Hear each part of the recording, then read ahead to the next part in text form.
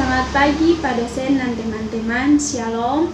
Perkenalkan, nama saya Vivian Carolina Kore, NPM 12414201200072, kelas B, Fakultas Kesehatan, Prodi Keperawatan, Universitas Kristen Indonesia Maluku. Di sini saya akan menjelaskan tentang pengertian sel eukariotik beserta fungsinya masing-masing. Selamat menonton. Pengertian sel eukariotik. Sel eukariotik memiliki membran nukleus dan sistem endomembran. Umumnya, sel eukariotik ini lebih besar dan lebih kompleks daripada sel prokariotik.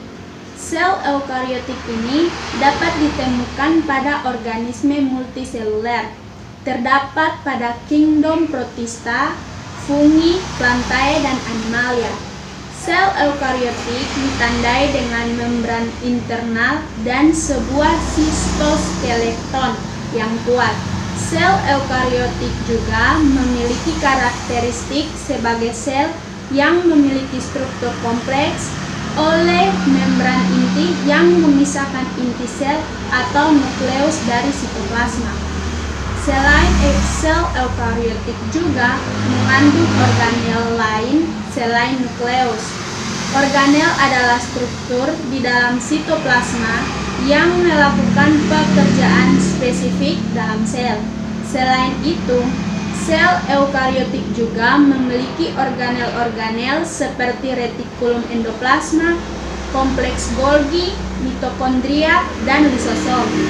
Tahukah jika kamu sebuah organisme khas ditemukan di hampir semua eukariota adalah mitokondria, yang dikenal sebagai pembangkit listrik sel. Keberadaan mitokondria dalam sel eukariotik memberi kita petunjuk mengenai asal mula sel eukariotik. Berikut struktur dan fungsi sel eukariotik. Struktur sel eukariotik meliputi membran sel, sitoplasma, nukleus, retikulum endoplasma, ribosom, kompleks Golgi, lisosom, badan mikro, mitokondria, kloroplas, dan sentrosol dan mikrotubulus. Yang pertama, membran sel. Membran sel merupakan batas antara lingkungan luar dengan bagian dalam sel. Membran sel merupakan selaput selektif permeable, artinya hanya dapat dilalui molekul tertentu seperti glukosa, asam amino, gliserol, dan berbagai ion. Membran sel atau membran plasma tersusun dari molekul lemak. Dua lapis terdapat di bagian tengah membran, dan protein yang terdiri atas protein perifer atau protein tepi dan protein integral. Protein perifer menyusun tepi luar dan dalam membran. Protein integral menembus ke dalam dua lapisan lemak. Tebal membran plasma antara 5-10 mikrometer. Berikut fungsi dari membran sel. Yang pertama, membran plasma berfungsi mempertahankan isi sel. Yang kedua, membran plasma bersifat semi-permeable atau selektif permeable. Yang ketiga, proses terjadinya biokimiawi, contohnya reaksi oksidasi dan respirasi. Yang keempat, sebagai reseptor atau penerima rangsangan dari luar sel. Bagian sel yang berfungsi sebagai reseptor adalah glikoprotein. Yang kelima, mengontrol zat-zat yang boleh masuk maupun keluar meninggalkan sel. Yang kedua, sitoplasma. Sitoplasma adalah bagian pengisi ruang antara inti dan membran plasma, terdiri dari sitosol, sitoskeleton, organel-organel sel, serta substansi simpanan. Padatan sitoplasma terdiri atas organel-organel kompleks Golgi. Padatan sitoplasma mempunyai sifat fisik yang berubah-ubah karena mengandung protein, dapat berubah fase sol atau cair dan fase gal atau padat yang tergantung kondisi sel. Cairan sitoplasma disebut sitosol. Cairan dapat dibedakan menjadi 3 macam, yaitu larutan, koloid, dan suspensi. Apabila zat terlarut berukuran kurang dari 0,01 mikrometer disebut larutan. Jika berukuran antara 0,01 mikrometer sampai 0,1 mikrometer disebut koloid.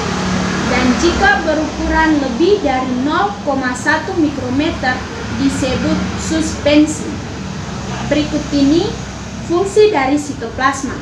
Yang pertama, merupakan tempat terjadinya pembongkaran dan penyusunan zat-zat melalui reaksi-reaksi kimia. Contohnya, pembentukan energi, sintesis asam lemak, asam amino, protein, dan nukleotida. Yang kedua, sebagai tempat penyimpanan bahan-bahan kimia yang penting bagi metabolisme sel seperti enzim-enzim, ion-ion, gula, lemak, dan protein. Yang ketiga, sitoplasma mengalir di dalam sel untuk menjamin berlangsungnya pertukaran zat agar metabolisme berlangsung dengan baik. Yang ketiga, nukleus.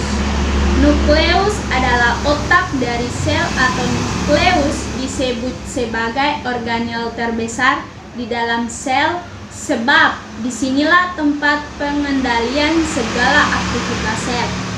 Nukleus berada di tengah sel dan berbentuk bulat atau oval. Organel ini mengandung sebagian besar materi genetik sel dengan bentuk molekul DNA linier panjang yang membentuk kromosom. Nukleus terdiri dari 3 bagian, yaitu membran nukleus atau selaput inti yang merupakan bagian terluar sebagai pemisahan sekaligus pertukaran molekul dengan sitoplasma. Nukleoplas atau matriks nukleus merupakan cairan inti dalam nukleus yang berada yang beberapa senyawa kimia kompleks dan nukleolus atau anak inti yang merupakan bagian terbesar dari nukleus menyusun ribosom. Berikut ini adalah beberapa fungsi nukleus dalam sel eukariotik. Yang pertama adalah membuat dan menyimpan informasi genetik DNA yang menentukan bagaimana sel dan berfungsi sebagaimana struktur dasar dari sel. Beberapa organel seperti mitokondria dan kloroplas memiliki beberapa DNA, tetapi mayoritas sangat banyak DNA sel terdapat di dalam nukleus. Yang kedua, membuat semua RNA termasuk RNA ribosom, transfer, dan messenger. Yang ketiga, menyalin DNA sel utama melalui pembelahan sel. Keempat, retikulum endoplasma. Retikulum endoplasma adalah bagian yang berbentuk seperti jala yang berpusat pada endoplasma atau sitoplasma bagian dalam. Retikulum endoplasma terdiri dari 2 macam, yaitu retikulum endoplasma kasar yang berhadapan dengan sitoplasma dan ditempeli ribosom, maka tampak berbintik-bintik. Kemudian, retikulum endoplasma halus yang berupa bagian retikulum endoplasma yang tidak ditempeli ribosom. Berikut ini fungsi retikulum endoplasma yang wajib diketahui. Yang pertama, pada retikulum endoplasma kasar dan retikulum endoplasma halus berfungsi untuk mensintesis lemak dan kolesterol, transportasi molekul-molekul dari bagian sel yang satu ke bagian sel yang lain. Yang kedua, menampung protein yang dihasilkan oleh ribosom untuk disalurkan pada kompleks Golgi dan berakhir pada sel. Yang ketiga, transportasi molekul-molekul dari bagian yang satu ke bagian lainnya. Keempat, menetralkan racun, detoksifikasi sampai retikulum endoplasma dalam sel hati. Yang kelima, ribosom. Ribosom tersusun atas RNA ribosom atau RNAR dan protein. Ribosom tidak memiliki membran. Ribosom terletak bebas di dalam sitoplasma dan juga yang menempel pada bagian sisi luar retikulum endoplasma kasar. Penyusun utama ribosom adalah protein dan RNA.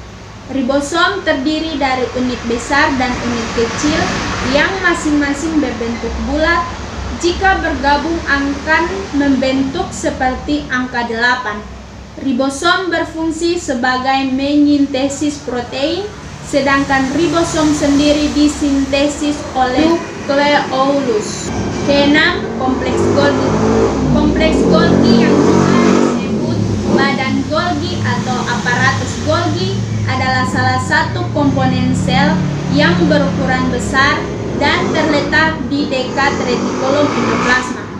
Hampir semua sel tumbuhan dan hewan memiliki kompleks Golgi. Namun, pada sel tumbuhan organel ini disebut diktiosom. Kompleks Golgi terdiri dari tumpukan membran seperti cakram rata yang memperoleh materialnya dari retikulum endoplasma. Kompleks Golgi merupakan organel polimorfik, tersusun atas membran membentuk kantong pipa, berupa pembuluh dan gelembung kecil atau bentuknya seperti mangkok. Berikut ini fungsi dari kompleks Golgi. Yang pertama, pusat pengolahan untuk material yang kemudian dikemas dan didistribusikan pada organel-organel atau diekspor atau sekresikan dari sel dalam suatu vesikel yang diambil dari ujung-ujung membran Golgi, membentuk likoprotein untuk dibawa ke luar sel. Yang kedua, membentuk membran plasma. Yang ketiga, membentuk kantong sekresi sebagai pembungkus zat yang akan dikeluarkan sel. Yang keempat, membentuk akrosom pada sperma, kuning telur pada sel telur, dan lisosom. Ketujuh, lisosom. Lisosom adalah organel berbentuk gelembung bulat berdiameter antara 0,1 sampai 1,2 mikrometer yang di dalamnya tersimpan enzim-enzim hidrolitik seperti protease, lipase, nuklease, fosfatase, dan enzim pencernaan yang lain. Lisosom bertanggung jawab untuk membongkarkan atau pemecahan komponen sel ketika tidak dibutuhkan lagi atau ketika rusak atau untuk kebutuhan daur ulang. Ini merupakan bagian normal dari pembaharuan dan pemeliharaan. Lisosom berfungsi untuk melakukan pencernaan intrasel, autofagi, eksositosis, autolisis, dan menghancurkan senyawa karsinogenik. Kedelapan, badan mikro. Badan mikro hampir menyerupai lisosom, berbentuk agak bulat, diselubungi membran tunggal, dan di dalamnya berisi enzim katalase dan oksidase. Disebut badan mikro karena ukurannya kecil, hanya bergaris tengah 0,3 sampai 1,5 mikrometer. Struktur sel eukariotik badan mikro terdiri atas peroksisom dan glioksisom. Peroksisom terdapat pada sel hewan dan sel tumbuhan. Peroksisom selain bertugas memecah hidrogen peroksida, juga penting dalam proses penyerapan cahaya pada tumbuhan, juga proses respirasi. Glioksisom hanya pada sel tumbuhan, terutama pada jaringan yang mengandung lemak seperti biji-bijian berlemak. Glioksisom berperan dalam metabolisme asam lemak, yaitu mengubah lemak menjadi gula. Proses metabolisme lemak menghasilkan enzim yang diperlukan untuk perkecambahan biji. Kesembilan, mitokondria. Mitokondria adalah pembangkit energi dari sel eukariotik. Mitokondria banyak terdapat pada sel-sel yang memerlukan energi seperti hati, otot, dan saraf. Mitokondria memiliki bentuk bulat panjang seperti tongkat dan terdapat pada sel eukariotik aerob. Mitokondria tersusun dari krista atau tonjolan perluasan dari membran dalam, dan matriks mitokondria atau ruang dalam yang kaya akan enzim, sitokrom, DNA, RNA, dan protein. Fungsi utama dari mitokondria adalah melakukan respirasi sel untuk menghasilkan energi. Selain itu, mitokondria memiliki DNA sendiri untuk mengkode sintesis protein spesifik. Mitokondria juga memiliki fungsi mengoksidasi makanan, dehidrogenerasi, serta transfer elektron. Ke-10, kloroplas. Kloroplas hanya terdapat pada sel tumbuhan dan alga. Pada tumbuhan biasanya berbentuk cakram dengan diameter 5-8 mikrometer dan tebal 2-4 mikrometer. Di dalam kloroplas terdapat klorofil, pigmen fotosintesis, dan stroma. Klorofil atau zat hijau daun berperan dalam menangkap cahaya matahari dan akan diubah menjadi energi kimia. Sedangkan stroma adalah cairan kaya protein yang terdapat di dalam membran dalam kloroplas. Kloroplas dibatasi membran ganda dan kloroplas berfungsi sebagai tempat berlangsungnya fotosintesis. Sentriol hanya dijumpai pada sel hewan, merupakan organel berbentuk silindris.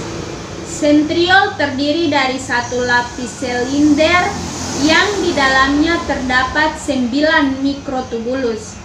Sel hewan dan beberapa mikroorganisme serta tumbuhan tingkat rendah mengandung 2 sentriol dalam sitoplasma.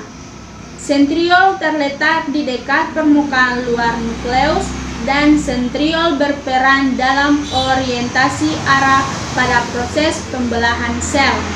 Yang terakhir, 12, mikrotubulus. Mikrotubulus adalah rantai-rantai protein yang membentuk spiral. Spiral ini membentuk tabung berlubang yang panjangnya mencapai 2,5 mikrometer dengan diameter 25 mikrometer.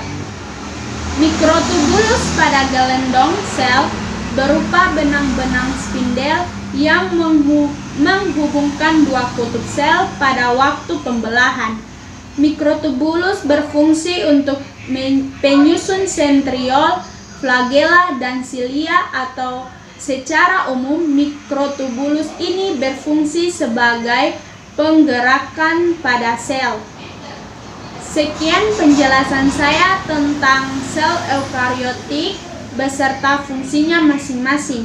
Semoga bermanfaat bagi kita semua. Shalom.